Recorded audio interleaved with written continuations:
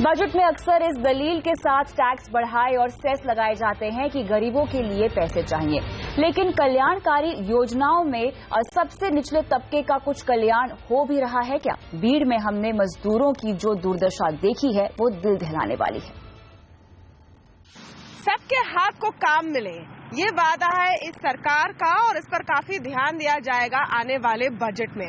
अब सूखे की वजह से ग्रामीण क्षेत्र में किसानों की हालत खराब है, लेकिन वहाँ मजदूरों की यानी कैजुअल लेबर की क्या हालत है, ये पता करने हम जा रहे हैं औरंगाबाद से बीड़ डिस्ट्रिक्ट, जो 115 किलोमीटर दूर है।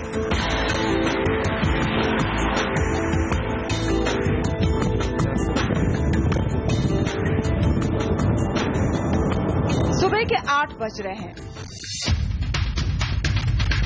बीड़ जिले के मुख्य शहर में भीड़ इकट्ठा हो रही है। इस चौक में दिहाड़ी मजदूर आते हैं काम ढूंढने। इनमें से कई सारे अपने सूखे पड़े हुए खेत छोड़कर पहुंचे हैं कुछ रुपए कमाने। जंगल में कुछ नहीं आया वाला है, दुष्काली पीढ़ी वाली है, कुछ नहीं और काम को आते, पानी नहीं पीने को, उसके वास्ते बाकी आते हैं कांजे पे। खेत सूखे हुए हैं और दूसरा काम मिलना मुश्किल है। इसका सीधा असर पड़ा है मजदूरों की दिहाड़ी पर। 400 रुपया रोज था मैडम, पहला नहीं क्या? आप दे रहे 250-200 रुपया रोज। कुछ पुर्राश नहीं हमारे, काम भी बंद है और पानी नहीं है। हालत इतनी खराब है कि मजदूर कोई भी काम लेने को तैयार है। यहाँ हमें राहुल ससानी मिले। राहुल का दावा है कि वो BA पास है, लेकिन आजकल मिट्टी का काम भी नहीं मिलता।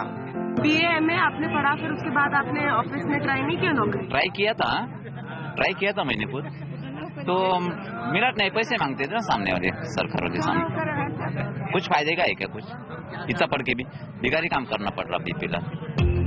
जब हालात अच्छे थे तो आमतौर पर सुबह के 11 बजे तक ये चौक खाली हो जाती थी, लेकिन अब काम मांगने वाले ज्यादा हैं और देने वाले कम।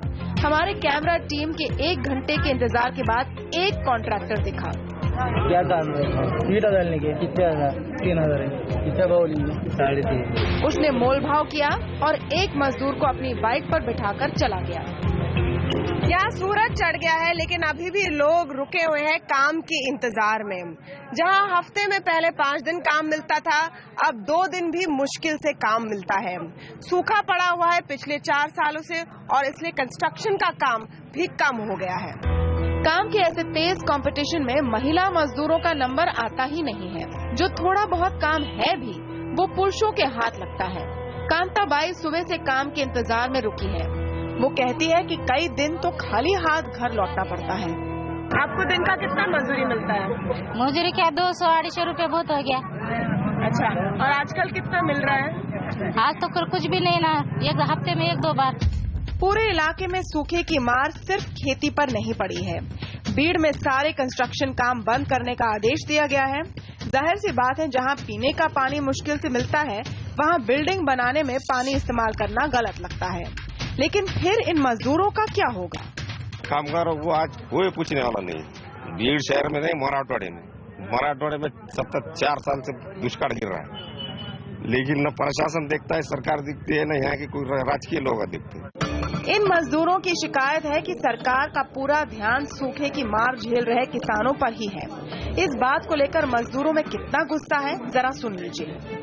प्रशासन कुछ उस पर एक्शन नहीं ले रही है और वो सिर्फ मजदूरों के भी आत्महत्या करने का इंतजार कर रही है, और आत्महत्या करने के बाद कुछ एक्शन लेंगे तो मालूम नहीं। बीड़ डिस्ट्रिक्ट छोड़कर अब मजदूर औरंगाबाद, पुणे, मुंबई जा रहे हैं। कुछ मजदूर तो काम की खोज में हैदराबाद तक पहुंच गए हैं। बीड़ में थोड़ा बहुत काम जो हो रहा है वो रोड बनाने का है, लेकिन वहाँ ज्यादा काम अब मशीनों से हो रहा है। बाकी सहारा है मनरेगा का, लेकिन ये सुविधा लागू है सिर्फ गांव में, इसलिए बीड़ शहर के मजदूर इस योजना से वंचित हैं। 100 दिन के काम की गारंटी वाली स्कीम नरेगा सूखे के ऐसे खराब हालत में कम से कम गांव के मजदूरों के लिए वरदान बन सकता था, लेकिन इस राहत के पहुंचने में लगता है राजनीति बीच में आ गई है। अखबारों की रिपोर्ट के मुताबिक पिछले वित्तीय साल में नरेगा में मिलने वाली दिहाड़ी का 70% लोगों को समय पर नहीं मिली। नियम है कि काम मिलने के 15 दिन के अंदर सरकार को मजदूरी देनी पड़ती है। बीड़ जिले के मजदूरों का तो कहना है कि बैंक अकाउंट में नरेगा के पैसे सीधे आने के बावजूद बिचौलियों ने भ्रष्टाचार का तरीका निकाल लिया है। ग्राम पंचायत वो लेबर बताते, इतने लेबर यहाँ काम कर रहे, लेकिन वहाँ काम हो रहा है मशीन से, और जो लेबर के इसमें पैसा आता है उसके अकाउंट में, तो वो ठेकेदार बोलता है कि तुमने काम तो करा नहीं है, तुम्हारे को पकड़ के पैसा आए वाले, हमारे वजह से तुम्हारे को पैसा आए वाले, ये तुम उसको ने क्या 100-200 रुपए 500 रुपए देता है और उसको बोलता है चल तो इस पे सही कर और ये पैसे निकाल के दे। बीड़ की डिस्ट्रिक्ट कलेक्टर भी मानते हैं कि स्कीम में भ्रष्टाचार होता है। हमने ये भी देखा है कि उसके पीछे कुछ कॉन्ट्रैक्टर्स और कुछ दलाल किस्म के जो लोग हैं गांव स्तर पर वो काम करते हैं, तो उनसे बचना भी प्रशासन के लिए बहुत बड़ी चुनौती है। सरकारी स्कीम जिसमें ढिलाई और भ्रष्टाचार भी, दूसरी तरफ निर्माण का काम ना के बराबर। ऐसे में इस जिले के मजदूरों की हालत बदतर होती जा रही है। एक बूंद पानी को तरस रहे इस जमीन का असर सब पर पड़ा है, फिर चाहे वो किसान हो या फिर मजदूर। किसान के खेत सूखे पड़े हुए हैं और मजदूर को काम नहीं मिल रहा है।